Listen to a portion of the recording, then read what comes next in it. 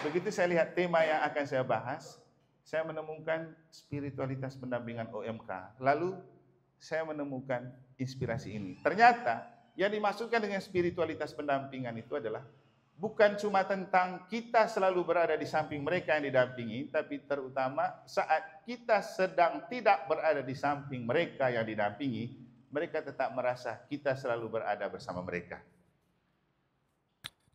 Jadi badan kita boleh berada di tempat yang lain, tapi jiwa atau roh kita berada bersama orang yang kita dampingi. Itulah spiritualitas. Karena kalau bicara spiritualitas itu bukan bicara badan, tapi jiwa, hati dan pikiran. Sehingga kamu mungkin melihat kami pada pas Ia akan berbagi ilmu, pengalaman, dan wawasannya kepada kita semua pada pagi hari ini. Mari kita undang narasumber kita pada pagi hari ini untuk tampil di depan Romo Eman. Mari kita berikan aplaus yang meriah.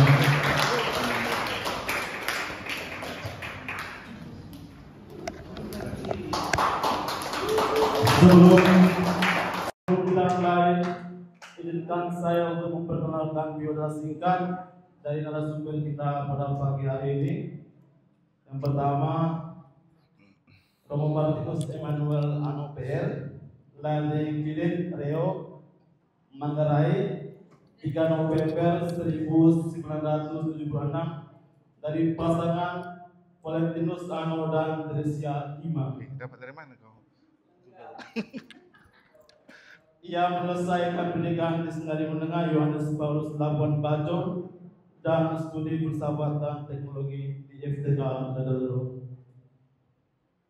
Romo Eman sekarang menjabat sebagai Romo Deken ITB Nusa Tenggara Barat dan Pastor Paroki Mataram. Demikian pengantar singkat dari saya. Waktu dan kesempatan seluas-luasnya saya berikan kepada Romo untuk menyampaikan materinya pada pagi hari ini. Terima kasih Frater Rafael, jangan dulu pergi. Saya heran kok dia bisa kenal sampai dengan saya punya, kalau tanggal tahun lahir kan bisa jadi di biodata Kuskupan, tapi nama orang tua juga dia tahu semua.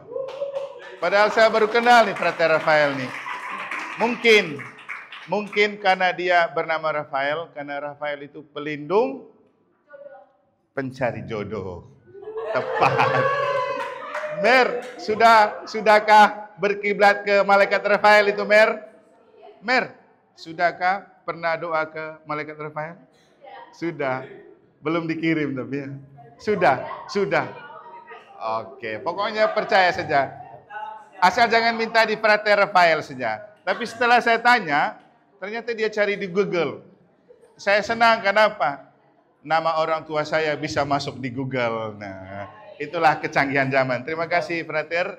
Oke, teman-teman sekalian, saya rasa dari kemarin kamu sudah mendengar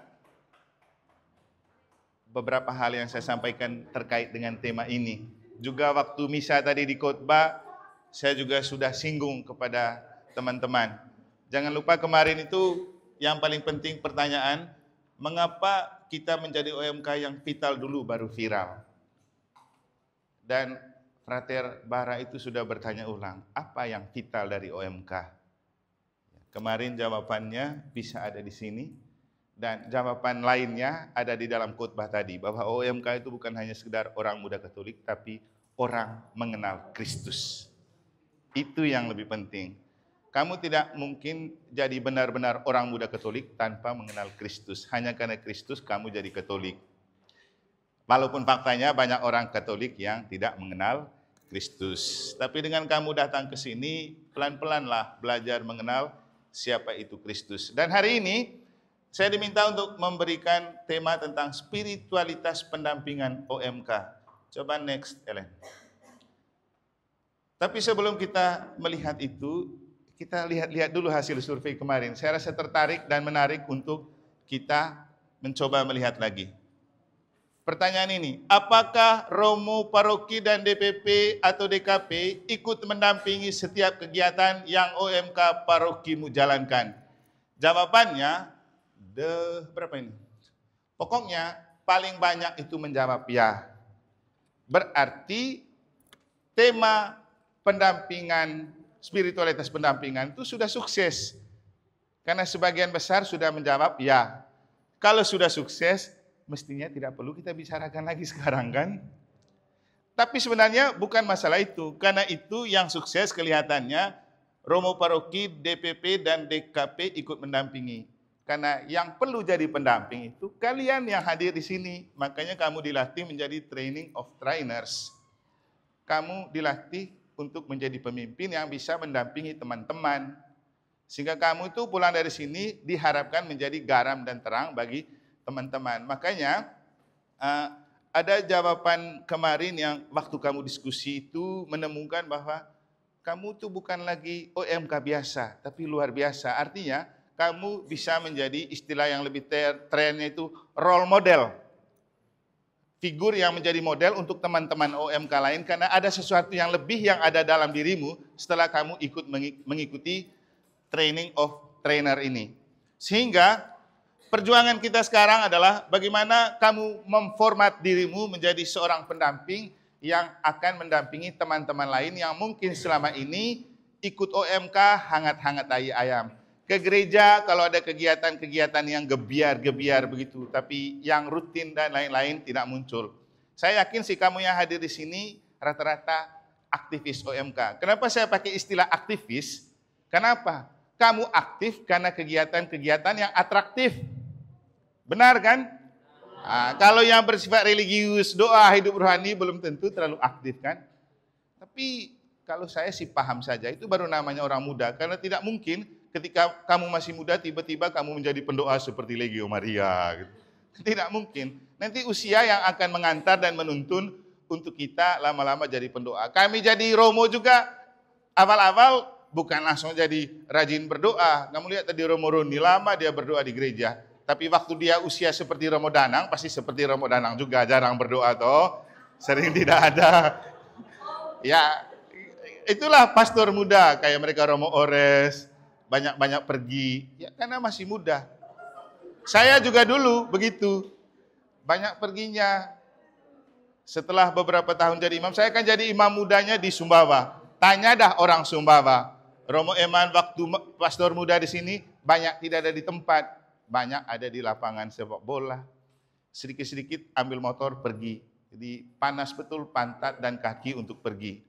Tapi sekarang setelah pindah ke Dompu, mulai peran-peran berubah. Kenapa? Usia imaman sudah semakin naik, jabatan sudah jadi pastor paroki, ya jaga image lah sedikit. Gitu. Kemudian setelah dari Dompu pindah ke negara dengan jabatan pastor paroki, ketua Unio, ketua BPU, ketua Komisi Kerabat, mulai berpikir lebih lagi. Lebih dalam arti, oh ternyata saya bukan imam muda lagi, bukan anak kecil lagi, sudah semakin dewasa. Maka mulailah mengubah hidup dengan menjaga spiritualitas. Kenapa? Semakin kita tinggi dan tua, semakin banyak tantangan hidup dan pada waktu itulah kita butuh doa. Nah, sekarang sudah usia berapa ya? Baru mau 48 tahun tanggal 3 November. Usia imamatnya sudah 18 tahun kemarin tanggal 4 Oktober. Bagaimana rasanya?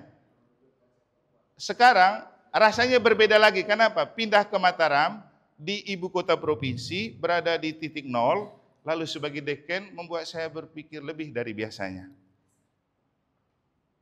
Ketika merayakan misa tidak lagi seperti dulu, harus agak kebapakan sedikit gitu. Penampilan juga harus bisa lain dari dulu kan tidak ada potongan dan tidak ada aturan. Hidup doa juga, ya jujur saja dengan keadaan, mulai lebih diperhatikan. Karena apa? Secara fisik juga sudah mulai kropos dan tidak betul seperti dulu. Sekarang ini kalau ke cek darah pasti kolesterol, pasti asam urat. Dulu tidak. Sekarang makan dan jaga pola hidup juga sangat hati-hati. Ya, saya beruntung karena saya ditemani frater yang punya obsesi yang sama ya, lagi kasih turun berat badan. Jadi kami di Mataram itu kalau ada waktu kosong nge-gym. Tapi beberapa hari terakhir ini kami sudah mulai dengan intermittent fasting. Jadi makan malam terakhir entah jam berapa saja, kemudian tunggu makan siang baru makan lagi. Kenapa kalau tadi saya tidak sarapan itu pertimbangannya. Kenapa? Saya juga pernah membaca itu di internet dan ada teman yang men-sharingkan ternyata kalau puasa 8 sampai 16 jam, puasa 8 sampai 16 jam itu bisa menciptakan satu sel di dalam tubuh yang akan memakan sel-sel yang merusak tubuh kita. Dan saya itu sudah mencoba 1 minggu lebih. Hasilnya apa? Kamu lihat saya makin ramping kan? Nah, makanya saya berani style ini nih. Karena sudah semakin ramping. Frater Edo juga OTW. Saya bicara hal-hal sederhana seperti ini, mau mengatakan kepada kita, kalau bicara spiritualitas kan bicara hidup rohani. Nanti dia akan mengatur kita seiring waktu. Saya rasa kamu tanya Bang Hiro juga pasti begitu. Usia sudah semakin tua, semakin merasa bahwa fisik sudah tidak kuat lagi. Yang perlu adalah kuatkan hidup rohani. Kan? Pasti, apalagi kalau sudah mau masuk rumah sakit, kita mulai cemas-cemas dan berjaga-jaga sudah. Jadi kamu nih masih muda, sudahlah dengan gaya mudamu nikmati. Tapi kamu menjadi orang muda yang berbahagia ketika saat masih muda, kamu sudah dilatih untuk menjadi pemimpin yang punya spirit. Itulah keistimewaan yang kamu. Dulu waktu kami masih muda seperti kamu, kami tidak dilatih seperti ini. Apalagi datangkan komkat dari KBI lagi. Tidak pernah kami alami seperti itu. Di seminari pun tidak pernah kami didampingi untuk dilatih menjadi pemimpin dengan manajemen seperti ini. Diperhatikan oleh keuskupan, diperhatikan oleh KBI. Ya kan Romo dan Angkat di seminari tinggi belum tentu ada pelatihan kepemimpinan. Tapi kita semua dipanggil untuk menjadi pemimpin. Imam kan jadi pemimpin, tapi tidak dilatih. Kamu dilatih, didampingi di sini. Tapi yang ingin saya mau katakan sekarang itu fisik sebenarnya oke. Fisik itu perlu. Karena orang bilang mens sana in corpore sano, di dalam tubuh yang sehat terdapat jiwa yang sehat. Tapi saya ingin balikan. Kalau kamu punya jiwa yang sehat, pasti kamu punya tubuh yang sehat. Maka jaga hidup rohani dan spiritualitas itu penting. Makin kamu jaga saat masih muda, makin bagus. Ya. Ketika kamu menjaga hidup rohani saat kamu masih muda, nanti kamu akan menemukan wajah shining brightly dan glowing seperti Mbak Plan kan. Nah, kamu lihat, kalau dihitung dari segi usia sudah jauh di atas kamu. Kita hampir sama kayaknya. Tapi tetap glowing dan shining. Seperti saya juga kan. Tapi kamu masih muda kelihatannya yang sudah tua. Tidak glowing dan tidak shining. Kenapa? Bukan masalah perawatan tubuh yang tidak ada. Tapi kamu tidak merawat hidup rohani. Karena ketika hidup rohani kita itu mantap, dia akan terpancar bahkan sampai ke peredaran darah di bagian yang paling dalam sekalipun. Jadi kalau jiwa kita bersih, jernih, kurang stres akan tampak dalam wajah yang shining brightly, cerah, ceria. Dan jadi pemimpin, nomor 1 itu penampilan. Ketika kamu menjadi pemimpin, tapi wajah lesu, wajah kusut, yang oleh Paus Fransiskus dilukiskan sebagai jadi orang Katolik seperti baru pulang dari kuburan, lalu kemudian kita tampil berbicara di depan, lihat wajah saja sudah kusut dan layu, orang pasti sudah tertidur duluan. Tapi begitu kita datang dengan wajah segar, ceria, menarik, jangan dulu dia memimpin kita. Melihat dia lewat saja, asik kalau lihat dia. Itu jadi istilahnya punya aura, dan kalau yang ikut sinode itu ada istilah titik magnetik. Ada magnet di dalam diri yang membuat kita macam memikat dan mengikat semua orang yang melihat. Bukan karena kita hebat secara jasmani, tapi punya aura spiritual. Sehingga itulah yang coba kita belajar sekarang. Makanya tadi saya bilang, kalau dari segi DPP dan pastor paroki ya sudah oke lah. Itu banyak yang mengatakan ya mendampingi. Tapi apakah nanti kemudian kamu bisa menjadi pendamping yang juga punya daya tarik dan daya pesona untuk teman-teman OMK, begitu lihat kamu bilang, ayo kumpul. Mereka senang karena lihat wajah kita yang menarik karena ada spiritualitasnya. Itu yang ingin saya katakan. Sebenarnya saya itu merasa tertarik ketika melihat bagian ini. Menurut kamu, apakah Romo Paroki DPP tidak mendukung kegiatan OM kamu? Banyak yang jawab tidak. Di sini saya bingung. Tidak yang dimaksud ini, tidak karena tidak mendukung atau tidak, tapi mendukung. Ini maksudnya bagaimana? Karena saya rasa yang terjadi itu terbalik. Sebenarnya pastor paroki dan DPP itu banyak mendukung kegiatan kamu, tapi jarang mendampingi. Itu realnya kalau mau jujur kan. Tapi yang ditemukan di sini terbalik. Yang mendampingi banyak, yang mendukung sedikit. Kita dukung tapi kita jarang hadir sebenarnya. Coba next itu Ellen. Di sini nanti ditemukan. Nah, ini. Kadang-kadang mendukung, kadang-kadang tidak, karena mungkin Romo Paroki memiliki kesibukan yang tidak bisa ditinggalkan. Mendukung setengah hati. Itu kan terbukti kan di situ. Berarti kita mendukung tapi tidak mendampingi.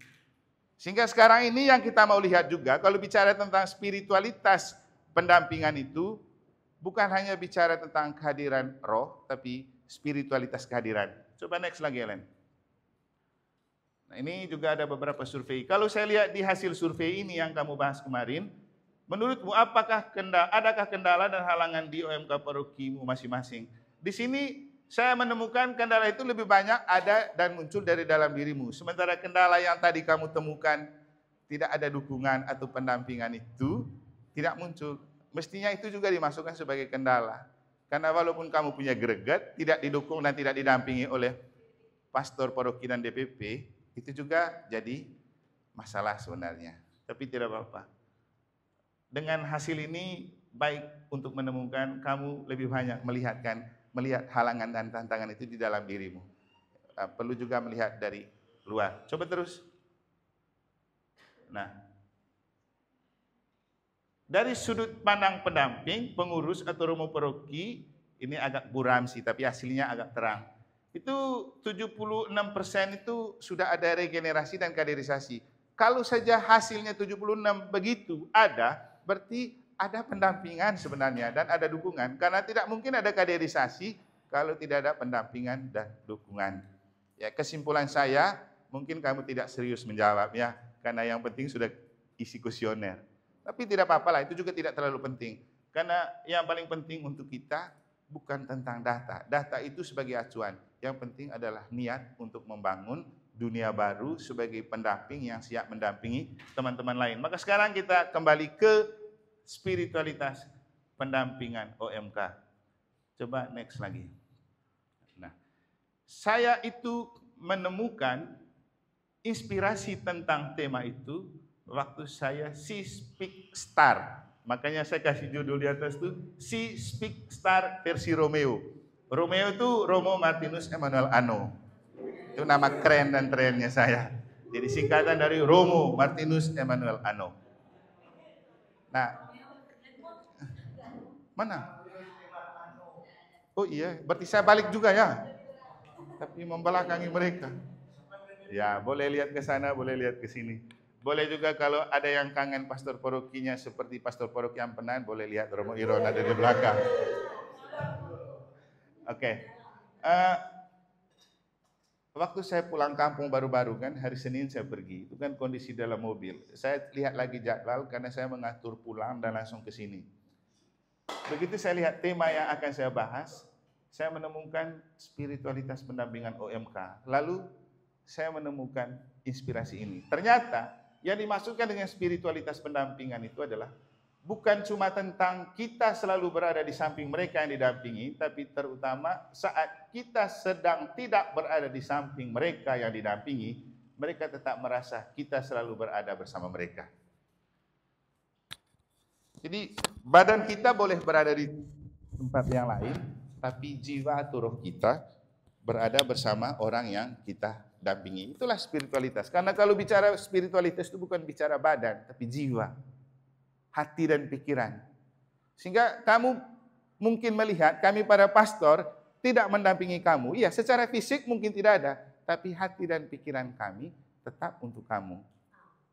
Nah, gitu maksudnya spiritualitas. Jangan kamu berpikir kalau OMK punya kegiatan, kami cuek-cuek saja. Jangan, kami berpikir hadir juga bersama kamu. Nanti saya kasih contoh dari spiritualitas kepemimpinan yang tidak harus ada, tapi jiwanya ada, berupa pikiran dan doa. Nanti kita lihat. Coba next. Kita perlu menemukan dasar dan landasan di dalam kitab suci tentang apa yang saya bilang, yang dimaksudkan spiritualitas pendampingan itu ketika badan kita tidak ada, roh kita titipkan. Nah, ini terjadi ketika Yesus mengutus para muridnya di Injil Markus bab 6 ayat 7 sampai 13. Ada yang bisa bantu baca? Angel coba. Saya pilih dia biar tidak jadi kacang lupa kulit. Dulu waktu tugas di Dompu masih kecil, ingus-ingusan kayak gini dia. Sekarang sudah besar dan punya titik magnetik juga ya Angel ya. Alhamdulillah.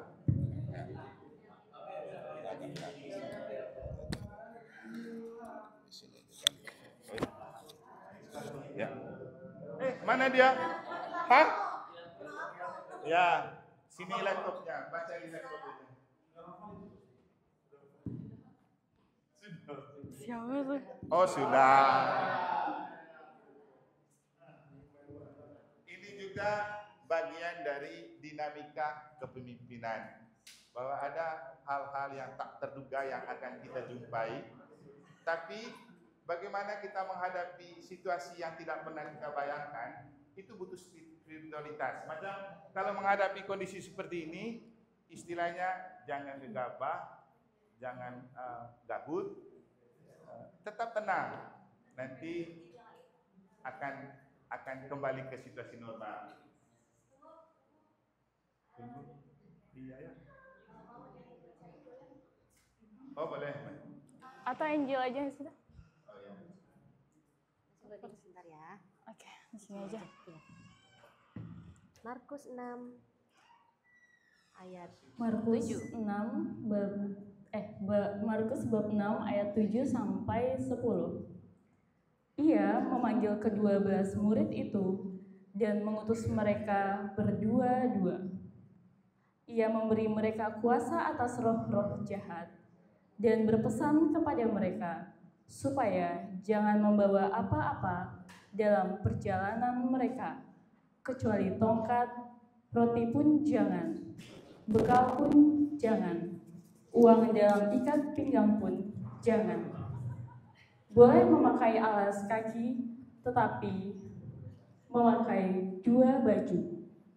Katanya selanjutnya kepada mereka, kalau di suatu tempat kamu sudah diterima dalam suatu rumah, tinggallah di situ sampai kamu berangkat dari tempat itu.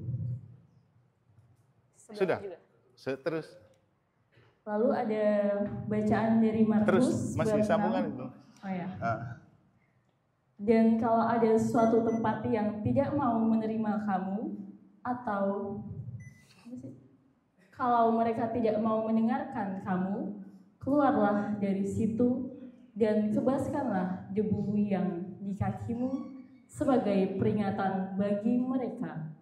Lalu pergilah mereka memberitakan bahwa orang harus bertobat, dan mereka mengusir banyak setan dan mengoles banyak orang sakit dengan minyak dan menyembuhkan mereka.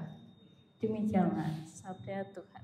Oke, saya sengaja panggil Angel karena Angel kan artinya malaikat. Biar pertama kali kitab suci ini dibaca oleh malaikat. Oke, terima kasih Angel. Kita lihat di bacaan itu. Ketika Yesus mengutus para muridnya, dia tidak pergi, tapi bukan tidak hadir. Beda ya. Yesus tidak pergi bukan berarti tidak hadir. Kenapa? Sebelum dia mengutus mereka, Yesus memberikan kekuatan kepada mereka, roh. Makanya Yesus bilang, jangan bawa apa-apa. Yang lain-lain yang bersifat duniawi dan material tidak perlu dibawa. Yang perlu dibawa kecuali tongkat. Tongkat itu kan simbol kekuatan. Orang kalau sudah tidak kuat jalan pasti pakai tongkat. Kalau Bapak Uskup pakai tongkat bukan karena tidak kuat jalan, tapi itu simbol kegembalaan. Tapi yang mau dikatakan, warisan terhebat dalam hidup adalah iman. Maka ketika mereka pergi, Yesus itu memberikan mereka kekuatan rohani dalam bentuk berkat, sehingga ketika mereka diutus, Yesus tidak perlu pergi, tapi Spirit Yesus hadir bersama mereka. Lalu kemudian kan di bagian terakhir itu ada kata-kata, lalu pergilah mereka memberitakan bahwa orang harus bertobat dan mereka mengusir banyak setan dan mengoles banyak orang sakit dengan minyak dan menyembuhkan mereka. Tanpa Yesus ada, mereka bisa buat atas nama Yesus. Nah itulah yang dimasukkan dengan spiritualitas kepemimpinan, pendampingan. Orangnya boleh tidak ada, yang penting spiritnya tetap berada bersama kita. Dan kamu juga begitu. Besok-besok kalau kegiatan, tidak mungkin kamu selalu bisa dan ada waktu. Tapi bagaimana kamu menghadirkan diri dalam keadaan badanmu tidak datang, itulah yang dimaksud dengan kehadiran spiritualitas. Anda hadir dengan doa, Anda hadir dengan hati dan pikiran ada pada mereka, bisa mempengaruhi mereka sukses. Coba the next. Nah, kita lihat ini contoh. Buka saja. Iya, play. Volume suaranya.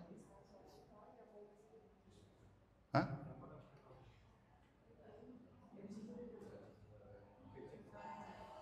Ya, ada. Pakai mic aja.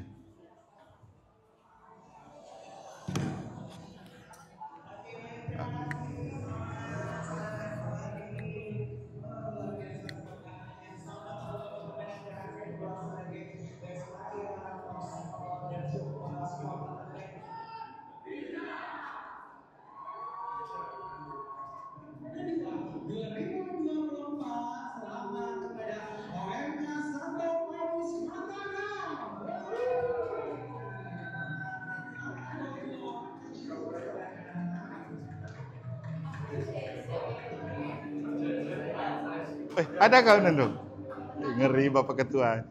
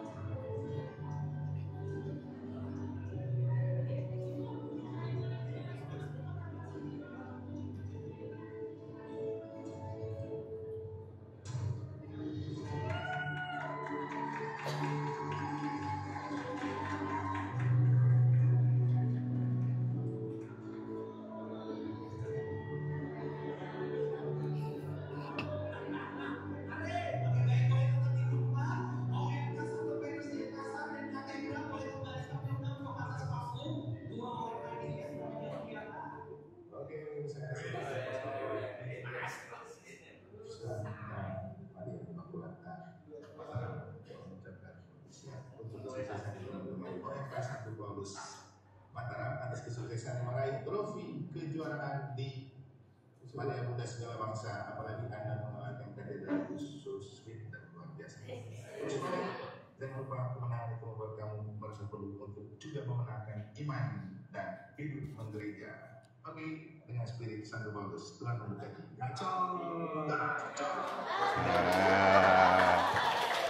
Ini contoh. Ketika teman-teman OMK pergi main bola, saya dan frater tidak ikut, tidak ada di situ, tapi bukan tidak hadir. Karena sebelum mereka pergi, mereka beritahu dan minta doa. Kita akan tanding.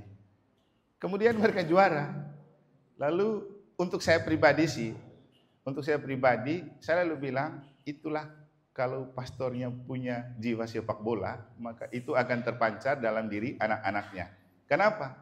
Saya kan orang yang suka sepak bola, tanpa saya bermain, tapi spirit itu bisa masuk ke dalam diri mereka. Namanya roh tim kan. Macam kalau Messi tidak perlu main, karena dengan lihat dan membayangkan Messi saja, mereka bisa semangat bermain kan. Karena begini, waktu saya di Dompu, kita ikut turnamen, kita juara juga tuh di Bima tuh. Waktu itu saya ikut main, masih muda.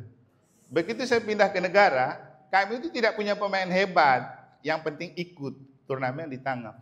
Hasil akhirnya juara 2 kalah sama Katedral waktu itu. Tumben-tumben mereka bisa juara.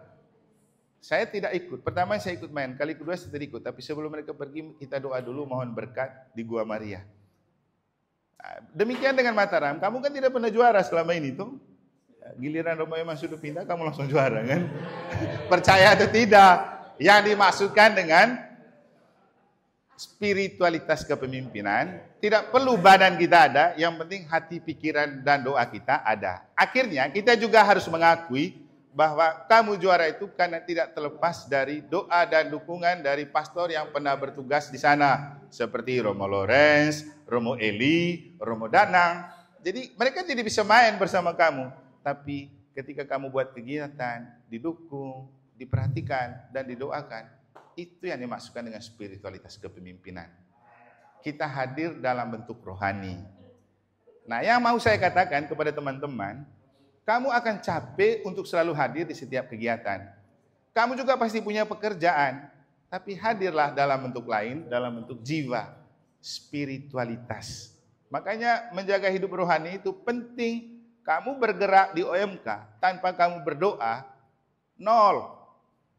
Kelihatannya sibuk, lalu capek, tapi hasilnya tidak ada efeknya. Kan banyak terjadi begitu kan. Kita buat kegiatan besar dan gebiar. Sampai kita kecapean berapa minggu tidur, tidak pergi kuliah, tidak sekolah. Rasanya capek banget gitu. Tapi setelah itu apa yang menjadi buah? Apa buahnya? Karena kita tidak bekerja dengan roh. Kita hanya mengandalkan kekuatan fisik. Nah, kamu sekarang buat kegiatan Komkep. Kamu membayangkan body dari ketua Komkep Kuskupan Denpasar, Romo Roni, kecil, pendek, anak, seperti Sakeus. Dan dia mengurusin dan mempengaruhi orang muda sekeuskupan Denpasar sampai tertarik dan ikut kegiatan seperti ini. Tidak mungkin dia datang ke setiap paroki. Nah, Romo Yoga sudah tepuk tangan untuk dia. Tepuk tangan dulu untuk Romo Roni. Jadi, yang saya maksudkan gini, tidak mungkin dia datang ke setiap paroki undang kamu, ayo ikut TOT. Juga tidak mungkin dia ke Jakarta undang Komkep dari KBI, ayo bantu kami. Tapi dengan kekuatan doanya, dia bisa menghipnotis dan mempengaruhi banyak orang untuk hadir. Nah, itulah spiritualitas kepemimpinan. Apalagi dia adalah pastor yang penuh dengan Roh Kudus.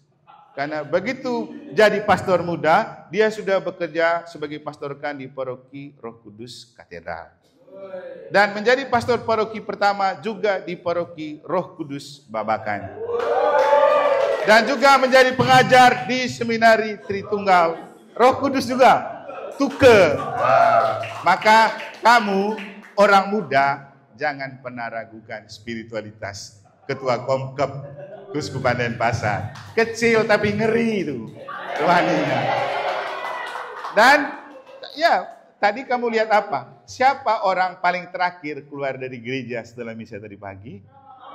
Moroni. Siapa Romo Roni? Ketua Komkep Kuskupan Denpasar. Saya tadi juga lama-lama di gereja hanya karena mau menunjukkan jangan sampai Deken kalah lama berdoa dengan Komkep. Coba berdiri dulu biar kita lihat tingginya berapa meter. Oh.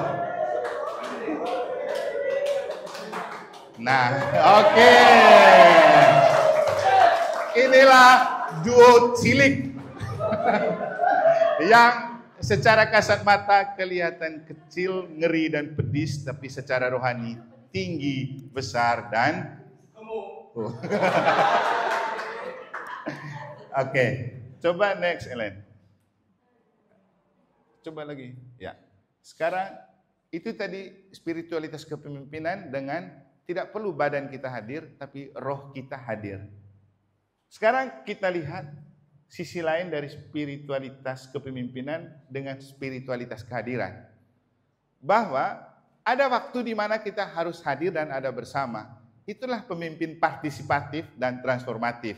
Supaya pertemuan ini ada hubungan dengan tema tahun pastoral, kita coba melihat. Seorang pemimpin yang berspiritual itu harus hadir juga. Tidak cukup kirim doa saja. Kita juga harus hadir. Nah, contohnya Yesus. Tadi kita melihat Yesus itu diutus. Dia mengutus para muridnya tanpa dia pergi. Tapi ada waktu di mana dia mengumpulkan para murid itu untuk duduk bersama, ada bersama. Maka saya kasih contoh dari kitab suci sekarang. Contoh dari spiritualitas kehadiran. Saya ambil teks dari yang dipakai oleh Ketua Komisi Kepemudaan kemarin. Berjalan sebagai sahabat. Jadi itu di Lukas 24, 13-24, cerita tentang dua orang murid ke Emmaus. Yesus hadir dan berjalan bersama mereka. Kenapa Yesus hadir dan berjalan bersama mereka? Karena ada sesuatu yang tidak mudah mereka pahami. Dan teman-teman sebagai pendamping OMK, kamu menemukan banyak kenyataan di mana teman-teman muda itu susah dimengerti dan dipahami. Begitu diajak rapat, alasannya, kenapa lewat WA saja? Mestinya harus buat surat. Begitu ada WA dan buat surat, tetap tidak datang lagi, kan? Kenapa latihan dibuat sore? Supaya semua pulang kerja. Latihan tuh mesti buat sore, tunggu orang pulang sekolah dan pulang kerja. Giliran dibuat sore adalah, aduh terlalu sudah malam itu. Nah, masih ada lagi banyak contoh yang menunjukkan bahwa kita akan banyak makan hati menjadi pemimpin karena kita akan menemukan kenyataan yang membuat kita susah mengerti dan susah paham. Nah, ketika kita susah mengalami kesusahan seperti itu, ingat doa orang murid ke Emmaus. Mereka itu lagi gabut dan galau pikirannya. Dan ketika mereka sedang dalam kegabutan dan kegalauan, Yesus datang hampir dan berjalan bersama mereka. Ikut berdiskusi bersama mereka juga kan. Tapi mereka tidak tahu itu Yesus. Nah seperti itulah pelayanan kita sebagai pendamping. Sehingga kita akan menemukan kenyataan yang menyakitkan, membingungkan. Kami para pastor juga begitu. Tapi justru dalam kondisi seperti itu, jangan takut. Tuhan yang telah memilih dan mengutus kita akan selalu setia dengan janjinya, menyertai dan menguatkan kita. Jadi kan referen Mazmur tadi itu, Tuhan setia dengan janjinya. Ketika kita dipilih jadi pengurus OMK kan ada janjinya. Dan Tuhan setia dengan janjinya mendampingi kita. Yang jadi masalah, karena saking sibuk kita lupa cari Tuhan. Kan? Itu yang terjadi. Sehingga seolah-olah Tuhan tidak setia dengan janjinya. Padahal bukan Tuhan yang tidak setia. Kita yang tidak setia dengan janji di hadapan Tuhan. Kami juga para Romo begitu, kami ada janjinya. Kami itu mengalami masa padang gurun, bukan karena Tuhan tidak setia dengan panggilan kami, tapi kami yang tidak setia dengan janji yang kami ungkapkan waktu kami dipanggil. Maka ada kegersangan, kegalauan, dan masa-masa padang gurun. Tapi ingat cerita dua orang murid ke Emmaus. Hidup sebuah perjalanan yang membuat kita kepala pening seperti mereka. Tapi ingat, Yesus akan hadir bersama kita. Mungkin juga dia datang tepuk-tepuk bahu kita, tapi kita tidak tahu. Ya, dia bisa datang dalam bentuk mungkin ada romo, ada pembina yang kasih spirit. Itu. Jadi jangan takut. Bayangkan saja dua orang murid ke Emmaus kan pemimpin juga untuk mewartakan Injil. Tapi dalam keadaan mereka bingung, Yesus datang. Makanya ada di sini kan see, speak, star. Kemarin saya bilang kita akan menjadi sweet shining stars kalau kita berjalan bersama Tuhan. Makanya spirit itu jangan lupa Holy Spirit.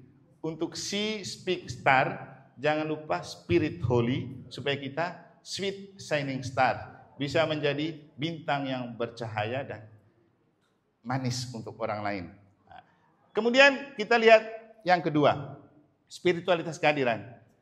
Yesus hadir dalam Ekaristi, ajak mereka makan bersama. Dan kita akan tahu dua orang murid ke Emmaus baru paham itu Yesus setelah mereka buat perjamuan bersama. Kamu OMK boleh kegiatan banyak, sampai kamu pening dan stres. Tapi kalau kamu tidak ikut misa, kamu tidak akan paham apa yang kamu buat.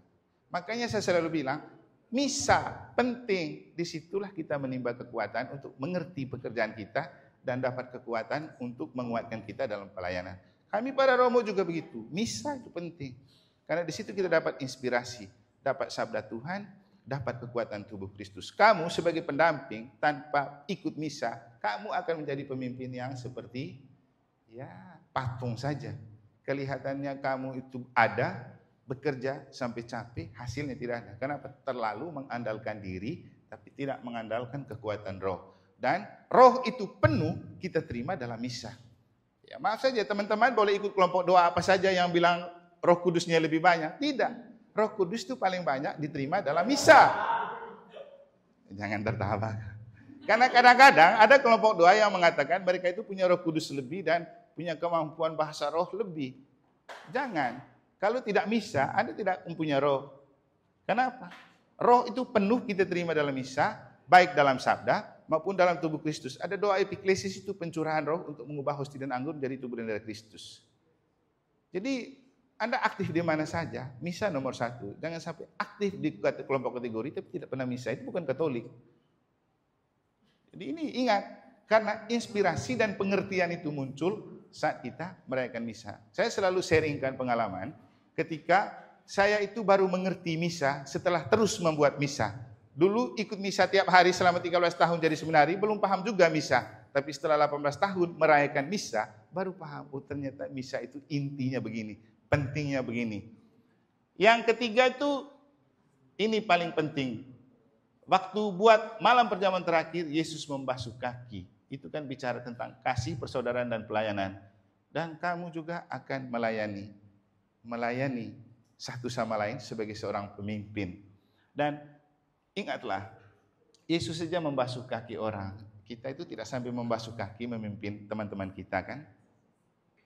Artinya, kaki itu bagian paling dasar yang mungkin kadang-kadang bagi orang tidak berharga. Demikian juga pelayanan kita. Mungkin bagi orang itu tidak berharga, atau mungkin kita merasa yang kita layani itu tidak berharga. Tapi lihat saja Tuhan, dia tetap melakukan, setia melayani. Kenapa? Spirit, Roh Kudus. Jadi kamu itu, ini saja 3 kuncinya. Lihat, lalu berbicara dengan Tuhan dalam misa, lalu Anda mulai melayani. Itulah spiritualitas kepemimpinan. Anda melihat, Anda berbicara, Anda memulai. Dan kalau Anda melihat, berbicara, dan memulai dalam Holy Spirit atau Roh Kudus, spiritualitas, maka Anda pasti akan menjadi pemimpin yang sweet shining stars. Akan menjadi bintang yang membawakan cahaya untuk orang, dan Anda tampil sebagai orang yang manis untuk membuat orang lebih dekat dengan Tuhan dan gereja. Coba the next. Ini adalah contoh dari spiritualitas kehadiran. Play. Nah.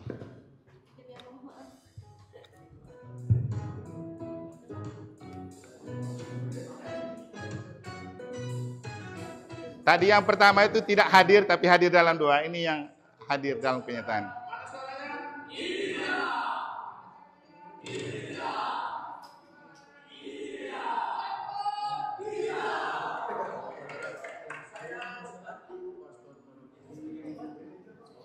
Santa Maria Immaculata Mataram mengucapkan persiapan untuk Anda semua atas kesuksesan yang diraih, dan terima kasih untuk penyelenggara OMK dari Maria Bunda Segala Nusa Dua, dan terima kasih untuk Pastor Porgi Romo Adianto Harun. Minta maaf untuk katedral, kita akan ketemu lagi di edisi berikutnya.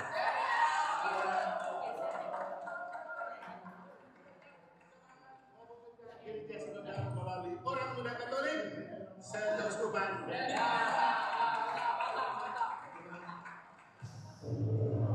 Ya, itu contoh. Sebenarnya spiritualitas kehadiran itu terkandung dalam 2 hal. Ketika kita tidak bisa hadir, hadirlah dalam bentuk rohani, lewat perhatian, doa, dukungan. Ketika kita bisa hadir secara badaniah, hadirlah di tengah mereka sesekali, karena spiritualitas kehadiran dan kehadiran kita membuat mereka merasa disapa, peduli, dan mau berjalan bersama. Kira-kira itu yang bisa saya sampaikan. Semoga berkenan dan bermanfaat. Sekian dan terima kasih. Next. Saya lupa saya punya moderator ada di sana.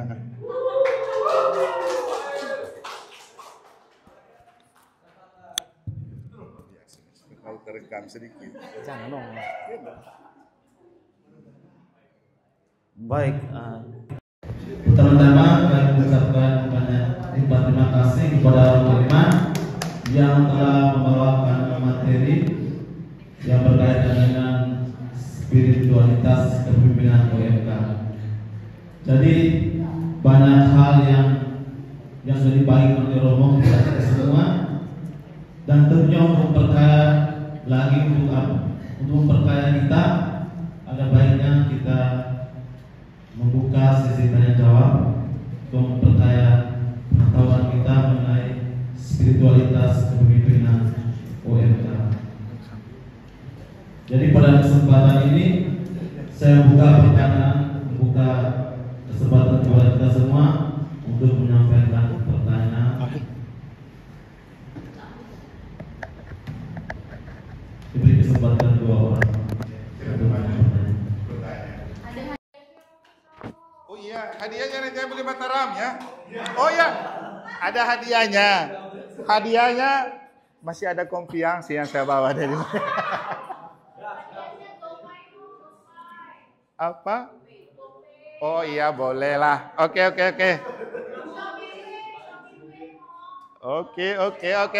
Kopi pay.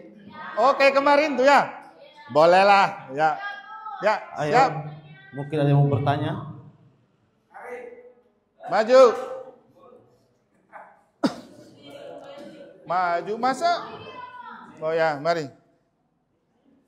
Di sini berdiri. Kau jadi Romo, kami jadi Mesdina. Ya. Saya sengaja rekam supaya kamu itu terbukti sudah bisa berbicara setelah datang ikut latihan. Supaya orang muda lain juga terinspirasi. Silakan. Jadi baik, selamat pagi semuanya. Pagi. Perkenalkan, nama saya Stevin Apliani, biasa dipanggil Stevin, utusan dari Paroki Santo Yusuf Rababima. Nah, saya di sini pernah menjabat sebagai ketua OMK di Paroki Bima.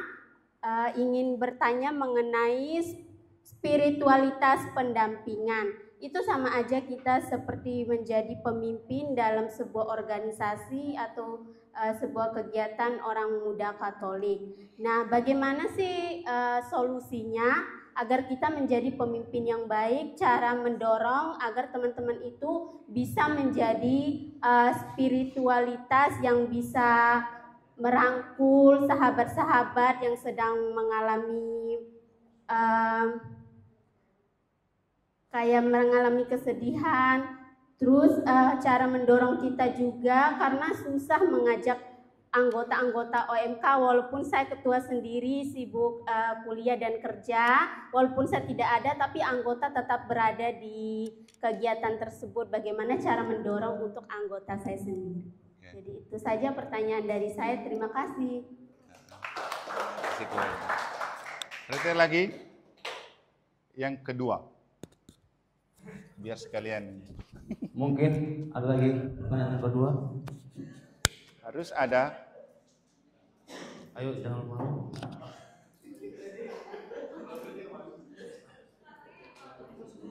Nggak mau dapat kopi P ini. Oke. Oke, terima kasih banyak buat kesempatannya. Romo, saya ingin bertanya, bagaimana tentang Perkenalan dulu. Oh ya, perkenalkan, nama saya Ina dari Paroki Santo Antonius Padua Ampera. Saya ingin bertanya, Romo, bagaimana sikap Romo tentang OMK dipandang sebelah mata, terutama dalam sikap dalam kelompok kategorial atau DPP. Itu sih yang dalam kegiatan sehari-hari kita yang memang dipandang sebelah mata. Oke. Terima kasih. Bapak moderator, saya langsung saja ya. Oke. Terima kasih untuk Ina dan Stevin. Ini pertanyaan yang sangat menarik dan baik untuk kita maknai bersama. Mulai dari yang terakhir. Bagaimana sikap Romo kalau menghadapi kenyataan bahwa OMK dipandang sebelah mata? Memang kalau dipandang sebelah mata itu menyakitkan ya. Tapi kalau dipandang dengan main mata itu asik kan? Kalau Romo Iron di Ampenan biasa pakai pandangan mata yang mana? Sebelah atau main mata? Pasti dia takut jawab. Soalnya dia hanya sering mata-mata saja. Saya tahu baik dia sejak kami seminari menengah itu kami sama-sama. Dia tidak akan pernah melihat dengan sebelah mata karena dia suka main mata. Kemudian dia mata-mata. Oke. Ini penting karena faktanya sering terjadi OMK itu dianggap seperti ya sudahlah kamu anak kecil apa segala macam, tidak menjadi unsur penting dari hidup menggereja. Nah, ini sekarang ini kita bicara tentang gereja sinodal, persekutuan, partisipasi, misi untuk membangkitkan kesadaran bahwa tidak ada yang tidak penting dalam hidup menggereja. Tidak ada pribadi yang tidak penting, tidak ada kelompok yang tidak penting. Semua penting. Yang penting tidak punya kepentingan. Itu paling penting ya. Jadi semua pribadi penting, semua kelompok kategori penting. Yang tidak penting itu ikut di gereja karena ada kepentingan.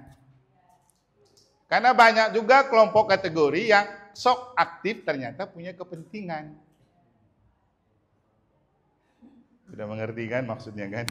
Berter Edo tertawa, dia mengalami itu.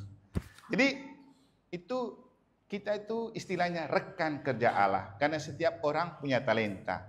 Kamu di OMK pun punya talenta.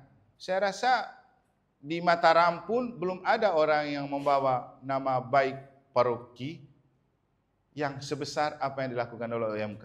Dengan juara turnamen itu kan boomingnya lebih besar daripada kami yang aktif di mana-mana. Di sana kami punya komsos hebat-hebat, tapi kan belum tentu tenar juga ya. Tapi OMK lebih tenar ya, hanya karena 1 kali juara. Tapi apakah seperti itu harus kita pandang sebelah mata? Mereka sudah bawa nama paroki loh.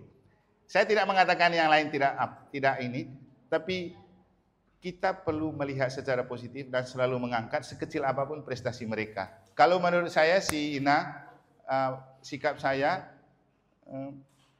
ya dengan tema gereja sinodal ini kita semua disadarkan untuk merasa penting untuk gereja. Kelompok apapun penting untuk gereja, yang penting pergi dengan hati yang tulus, dengan kerohanian. Itu paling penting. Kita terlibat itu sebagai ekspresi iman, bukan karena kepentingan. Artinya, semakin kita tekun berdoa, semakin kita rajin ikut misa, kita menerjemahkan kedekatan kita dengan Tuhan dengan aktif dalam kegiatan. Sehingga keterlibatan itu bentuk konkret dari melakukan iman. Yang oleh Santo Yakobus itu dibilang, iman tanpa perbuatan itu mati, perbuatan tanpa iman itu sia-sia. Itulah maksud saya tadi ketika kita bilang, kita ke gereja itu karena kita penting untuk gereja, bukan karena kita berkepentingan di gereja. Karena kalau kita pergi karena kita merasa penting, kita akan berbuat sesuatu yang penting untuk memajukan gereja. Tapi kalau karena kepentingan, kalau itu menguntungkan kita, baru kita aktif dan rajin. Nah itu kemudian orang yang berkepentingan itu akan sering datang ke gereja, tapi tidak sering ikut misa dan doa. Tapi kalau ada kegiatan baru dia muncul. Itu kan perbuatan tanpa iman, nanti sia-sia. Makanya tadi saya bilang, kalau mau pemimpin yang rohani, berdoa dulu. Maka dengan ini juga saya masuk ke pertanyaan pertama dari Stephen tadi ya. Bagaimana caranya mempengaruhi orang? Makanya tadi saya bilang, hidup rohani itu penting dijaga, supaya kalaupun secara badan kita tidak datang, doa kita mempengaruhi mereka untuk tergerak untuk datang. Ini sharing pengalaman saja. Saya pribadi setiap kali bertugas di paroki, pertama saya novena kepada novena 3 Salam Maria dan novena kepada Hati Kudus Yesus. Yang diminta apa? Supaya melayani dengan roh, bukan dengan kehendak pribadi. Dari segi tenaga saya tidak bisa lagi, tapi dengan hidup rohani semoga saya bisa dibantu untuk mempengaruhi orang untuk mereka terlibat.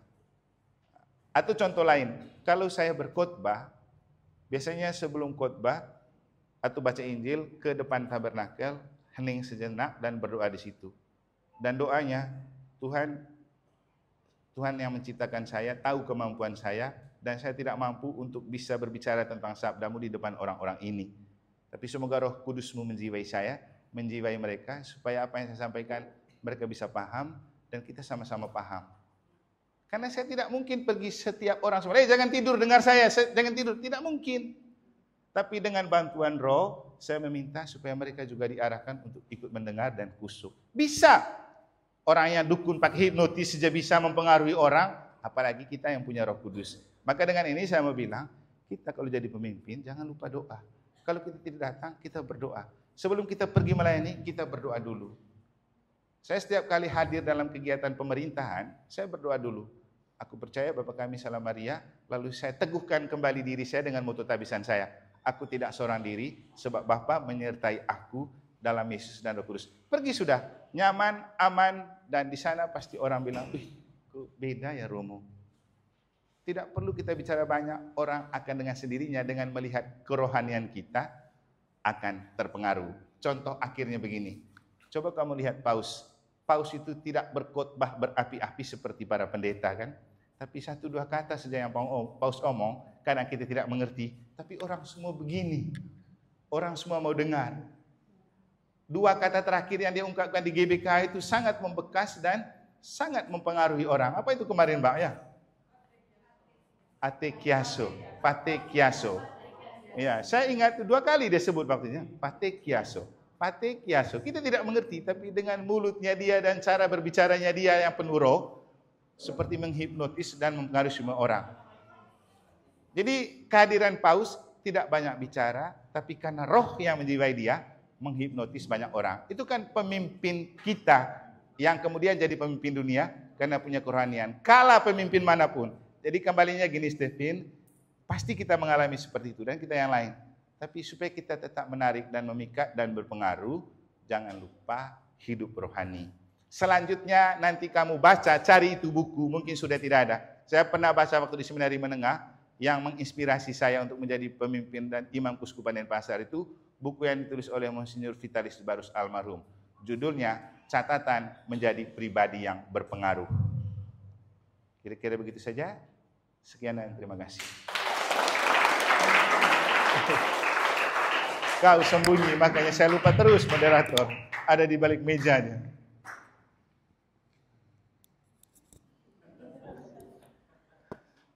Baik Romo, terima kasih banyak atas jawaban Romo kepada kami semua.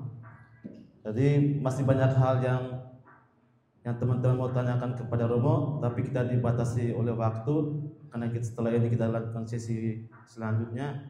Jadi pertanyaan ini nanti teman-teman bisa simpankan, mungkin ketika berpapasan jalan bisa tanyakan langsung ke Romo. Di frater juga toh. Jangan lupa pesan 2 kopi untuk mereka. Shopee, oh ya. Oke, berhubungan sama Mbak Mary. Sudah. Jadi untuk mengakhiri, Saya boleh pulang? Oh ya. untuk mengakhiri pertemuan kita sesi keempat pada pagi hari ini, bukan cuma tentang kita selalu berada di samping mereka yang didampingi, tapi terutama saat kita sedang tidak berada di samping mereka yang didampingi. Pernyataan tersebut menekankan esensi dari pendampingan yang sejati, di mana tugas pendamping bukan hanya hadir secara fisik di samping mereka yang didampingi, tetapi lebih pada membekali dan memperkuat mereka secara spiritual, moral, dan mental, sehingga ketika mereka menghadapi situasi sendirian, mereka tetap mampu mengambil keputusan yang bijaksana dan sesuai dengan nilai-nilai yang diajarkan. Sekian dan terima kasih.